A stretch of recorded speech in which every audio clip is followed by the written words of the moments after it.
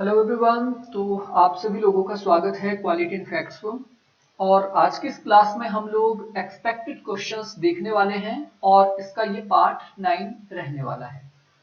और ये वाला जो पार्ट हमारा रहेगा ये रहेगा स्पेशली एक्ट के ऊपर, जो कि डिफरेंट टाइप के एक्ट्स गवर्नमेंट ऑफ इंडिया ने या पार्लियामेंट ने पास किए हैं। तो प्रश्न देख लेते हैं कैसा पूछा गया था। बीजेपी नीट नेशनल डेमोक्रेटिक अलायंस सरकार ने किस वर्ष Prevention of Terrorism Act pass किया था? इसे पोटा कहा जाता है। पोटा कब पास किया गया था? ये किया गया था 2002 में। तो 2001 का जो पार्लियामेंट के ऊपर हमला हुआ था उसके बाद prevention of Terrorism Act pass किया गया था। इसी से रिलेटेड हम क्वेश्चंस देखेंगे जो कि अलग अलग एग्जामिनेशंस में पूछे जाते हैं या पूछे जा सकते हैं। तो एक एक करके देखते हैं। पहला प्रश्न है, निम्नलिखित को उनके लागू होने के वर्ष से मिलाइए। पहला है टाडा एक्ट, दूसरा है आरटीआई एक्ट, जीएसटी और निर्भया एक्ट। टाडा का मतलब होता है terrorist and destructive activity act. Tada act लाया गया था वर्ष 1985 के अंदर। आरटीआई एक्ट वर्ष 2005 में। जीएसटी भारत सरकार में ने लागू किया था 2017 में। निर्भया एक्ट आया है 2013 के अंदर। तो इसका जो राइट सीक्वेंस यहां पे बनेगा ऑप्शन ए बनेगा। अगला प्रश्न देख लेते हैं। निम्नलिखित युग्मों में से कौन सा सही सुमेलित है? मंडल आयोग की सिफारिशें लागू की गई थी 1990 में। अब प्रश्न ये भी पूछा जा सकता है मंडल आयोग कब बना? तो मंडल आयोग बना था 1979 में जनता पार्टी की सरकार में। शिक्षा का अधिकार अधिनियम कब लागू हुआ? आरटीई एक्ट 2009 इसे कहा जाता है। आरटीई एक्ट 2009 ये लागू कब हुआ? 2010 में, 1 अप्रैल 2010। ये सही है। नागरिकता संशोधन अधिनियम, नागरिकता संशोधन अधिनियम 2019 में लाया गया था। ये जब सेकंड टर्म खत्म हो रहा था बीजेपी सरकार का, मोदी सरकार का। भूमि अधिग्रहण पुनर्वास एवं पुनर्स्थापना अधिनियम 2013। तो इसका राइट आंसर होगा ऑप्शन 3 को छोड़कर, इसका राइट आंसर होगा ऑप्शन ए 1, 2, 4।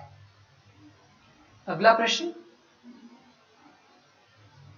असर्शन और रीजन से है। असर्शन दिया है 2013 का आपराधिक कानून संशोधन अधिनियम निर्भया एक्ट दुष्कर्म अपराधों के लिए कठोर दंड लेकर आया। प्रश्न बिल्कुल साफ है। 2013 का जो क्रिमिनल एक्ट में जो संशोधन हुआ था, क्रिमिनल एक्ट में जो अमेंडमेंट हुई थी, इसे निर्भया एक्ट कहा गया। और ये किस लिए लाया था? दुष्कर्म से जुड़े मामलों को दंडनीय अपराध बनाने के लिए।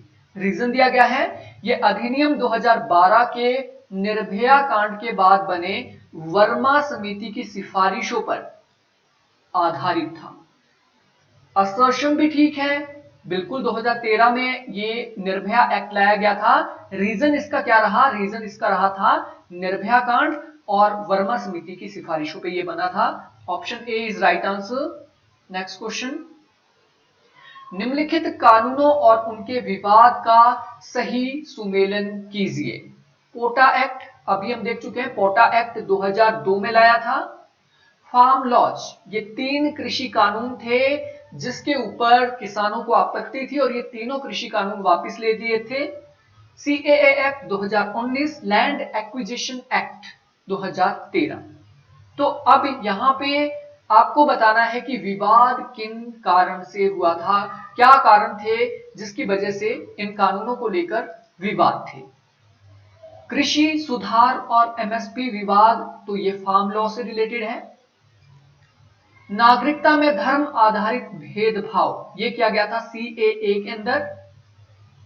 आतंकवाद निरोध में मानवाधिकार हनन का आरोप, यानी पोटा में क्या है? मानवाधिकारों का हनन का आरोप लग रहा था, तो ये विवाद इससे जुड़ा है।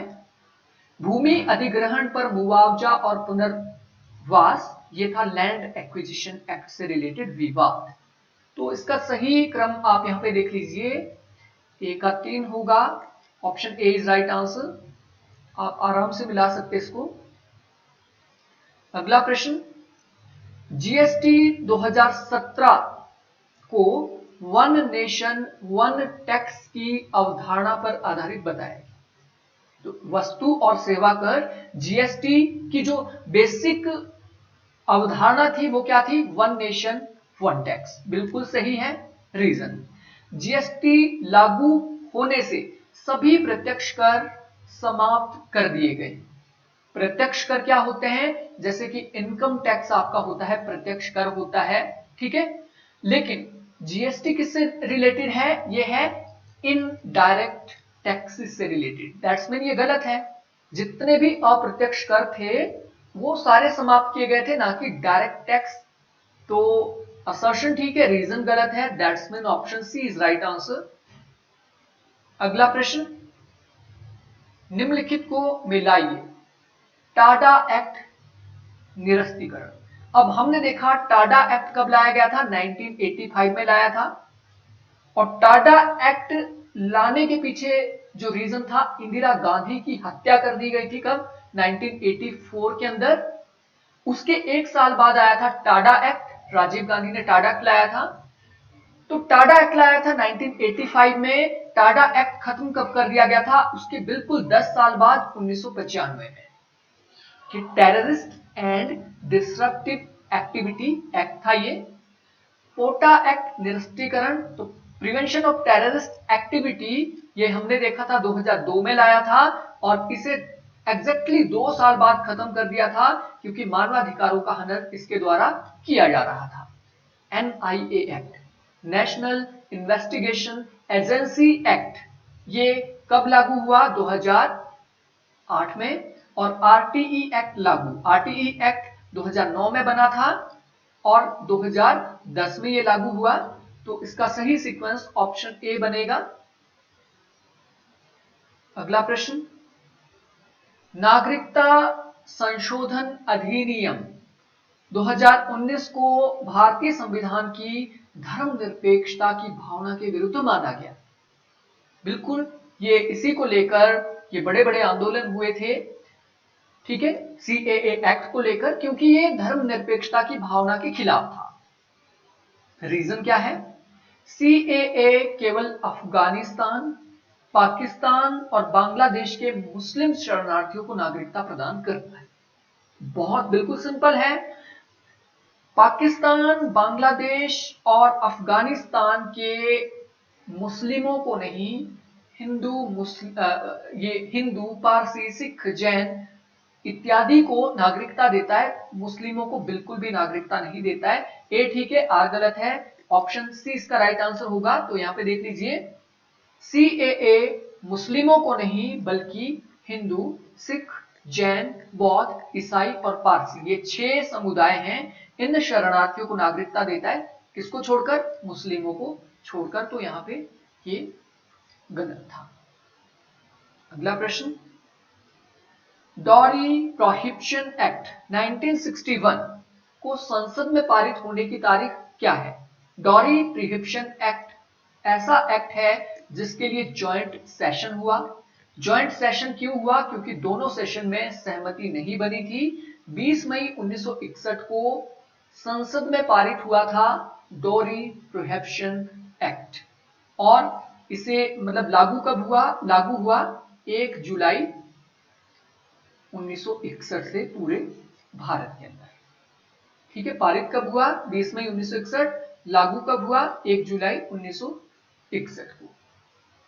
अगला प्रश्न, डॉरी प्रोहिबिशन एक्ट 1961 में दहेज लेने देने का जुर्म करने पर न्यूनतम सजा क्या है? देखिए, इसमें क्लियर ये एक आप कह सकते हैं क्लॉज रखा गया था कि अगर कोई दहेज लेता है या देता है उसे 5 साल की कठोर कारावास की सजा होगी, 15,000 तक का जुर्माना या फिर जितना दहेज लिया गया है उसकी रिकवरी।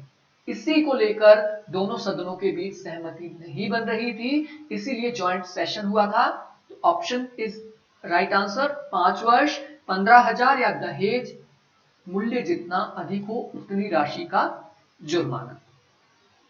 अगला प्रश्न, पोटा कानून के तहत एक संदिग्ध को कितने दिनों तक बिना चार्जशीट के हिरासत में रखा जा सकता था? पोटा कानून कब का? 2002 का।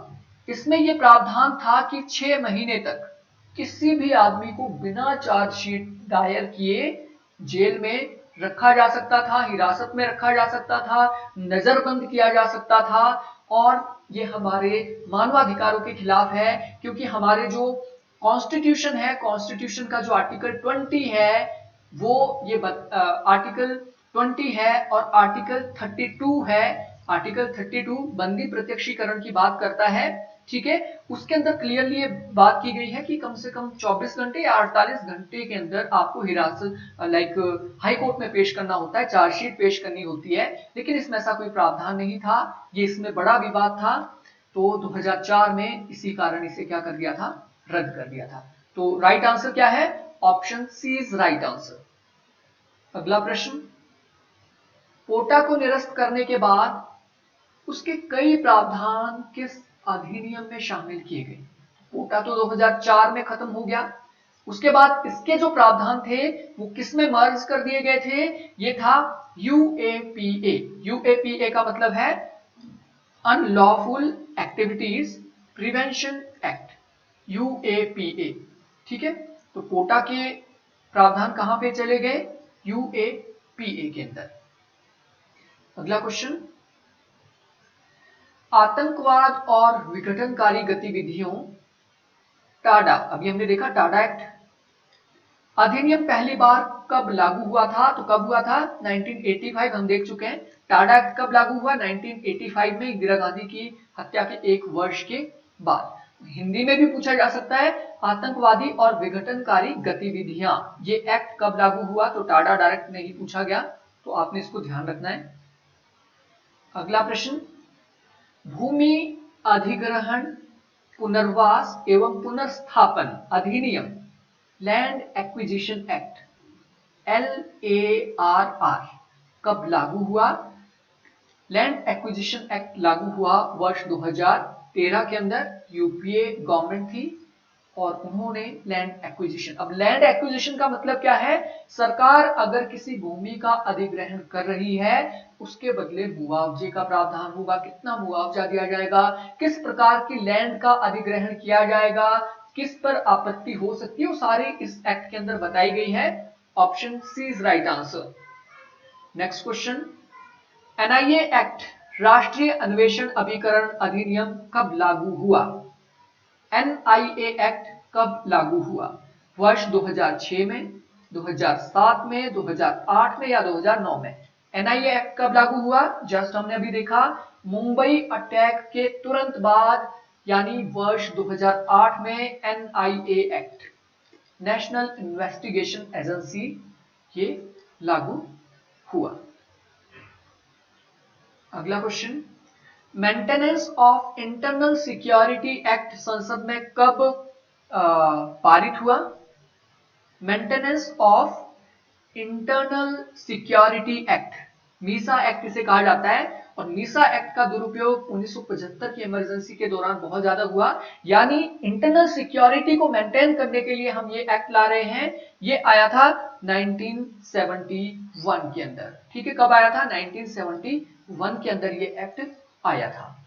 अगला प्रश्न, मीसा अधिनियम के अंतर्गत सरकार को कौन सा विशेष अधिकार प्राप्त था? Maintenance of internal security act के अधिनियम के अंतर्गत सरकार को कौन सा विशेष अधिकार प्राप्त था?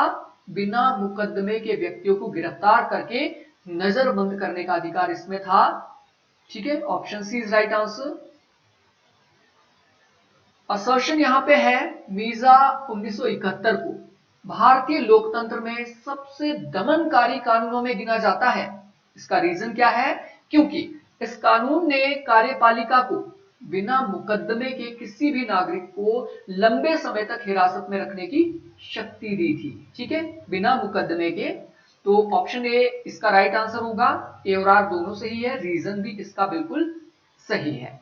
अगला प्रश्न, मिर्जा अधिनियम को औपचारिक रूप से कब निरस्त कर दिया गया था? तो 1971 में ये लाया, और 1975 से लेकर 1977 तक जितने भी विपक्षी दलों के नेता थे, जितने भी इंदिरा गांधी सरकार के खिलाफ आवाज उठा रहे थे, उनको जेल में डाल दिया। मुकदमे, बिना मुकदमे के ही उनको जेल में डाल दिया। तो डेफिनेटली इसके बाद सरकार का तख्ता पलट होता है। 77 में मोरारजी देसाई की सरकार बनती है, जनता पार्टी की सरकार बनती है, और 1978 में मिर्जा एक्ट को निरस्त कर दिया गया था। अगला प्रश्न, भारतीय संसद का पहला संयुक्त अधिवेशन जॉइंट सेशन किस विधेयक पर बुलाया गया था? तो पहला जॉइंट सेशन बुलाया गया था 1961 के अंदर दहेज निषेध विधेयक के ऊपर, डॉरी प्रोहिबिशन एक्ट पर। अब तक भारतीय संसद में कुल कितने संयुक्त अधिवेशन हुए हैं और किन किन विधेयकों पर? पहला, दहेज निषेध अधिनियम 1961, पोटा 2002, दहेज निषेध अधिनियम 1961, बैंकिंग सेवा आयोग निरसन विधेयक 1978, पोटा 2002, दहेज निषेध, बैंकिंग, जीएसटी पर नहीं हुआ है, आरटीआई पे नहीं हुआ है। Option B is right answer. Joint session आज तक केवल 3 बार हुए हैं। ठीक है, आज तक 3 बार हुए हैं, दहेज निषेध अधिनियम, बैंकिंग सेवा और कोटा पर। तो ये लगभग 20 प्रश्न थे हमारे इंपॉर्टेंट टेक्स्ट, इनसे लगभग हर एग्जामिनेशन में क्वेश्चंस आते रहते हैं। अगर आपको इंपॉर्टेंट यूजफुल ये लेक्चर लगा, एक लाइक प्लीज कर दें, और हो सके तो दोस्तों के साथ जरूर शेयर करें। Thanks for watching this class.